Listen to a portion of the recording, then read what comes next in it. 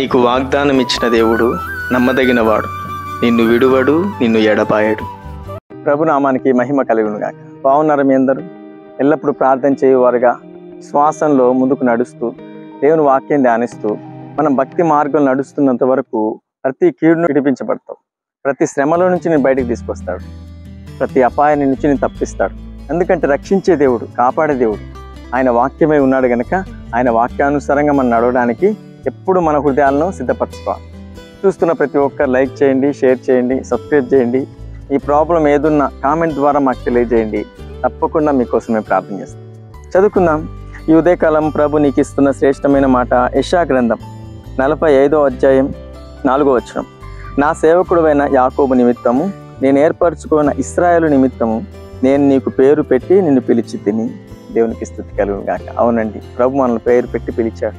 మన బాధలో ఉన్నప్పుడు, శ్రమలో ఉన్నప్పుడు, దుఃఖంలో ఉన్నప్పుడు, ఆవేదనలో ఉన్నప్పుడు, రోగంలో ఉన్నప్పుడు మనల్ని ఎవరు పలకరించే వాళ్ళు లేకపోయినా, అందరూ మనల్ని విసర్జించిన, మనందరూ తృణీకరించిన ప్రభు నీ దగ్గరకు వచ్చి నీ పేరు పెట్టి నిన్ను బాగు చేశాడు, నిన్ను స్వస్థపరిచాడు. నీకు తన సన్నిధి కాంతి నీ మీద ప్రకాశింపజేసి నిన్ను వెలిగించాడు. మనమందరం వెలిగించబడిన వారు, మనమందరం స్వస్థత పొందిన వారు.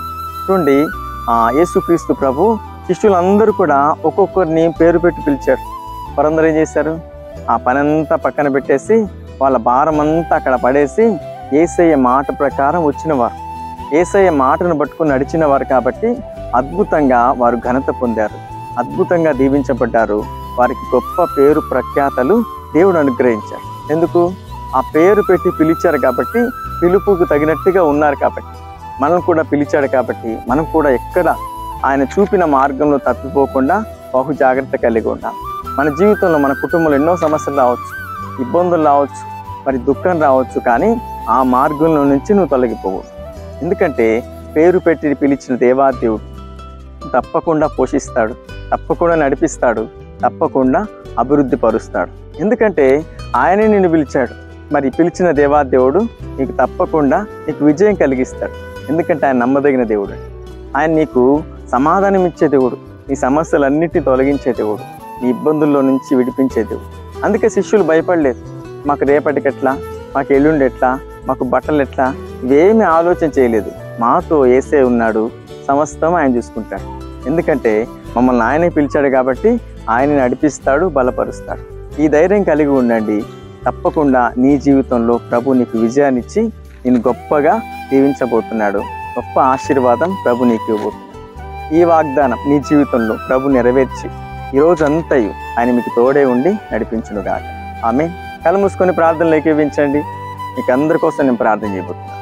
మహాపరిశుద్ధుడా, మహిమగల దేవుడా, నీకు స్తోత్రములు. ఈ మాటలు వింటున్న ప్రతి బిడ్డలు తమ తమ జీవితాల్లో మరి ఎవరైతే పేరు పెట్టి పిలిచారో వారందరి జీవితాల్లో నువ్వు గొప్ప విజయాన్ని అనుగ్రహించండి, గొప్ప సమాధానం కలిగించండి, గొప్ప ఆశీర్వాదం వారికి దయచేయమని ప్రార్థిస్తున్నాను. ఉదయకాలం మ్యారేజ్ డే జరుపుకుంటున్న ప్రతి బిడ్డను దీవించండి, ఆశీర్వదించండి. ప్రతి బిడ్డల కుటుంబాల్లో వెలుగును, సమాధానం, అద్భుతమైన నీ సమాధానం కలిగించమని ప్రార్థిస్తున్నాను. నీ క్షేమం కలిగించమని ప్రార్థిస్తున్నాను. వెళుతూ వస్తున్న ప్రతి మార్గంలో తోడుగా ఉండండి. నేను చేయబోనుకొని ప్రతి ప్రయత్నం సఫలపరచండి.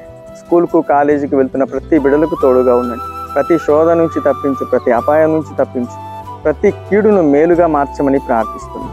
అన్ని విషయాల్లో నీ బిడ్డలందరినీ నీ కృపలో భద్రపరిచి విశ్వాస యాత్రలో చక్కగా కొనసాగింపజేయమని నజరేయుడైన యేసుక్రీస్తు నామములో ప్రార్థిస్తున్నాం పరమ తండ్రి.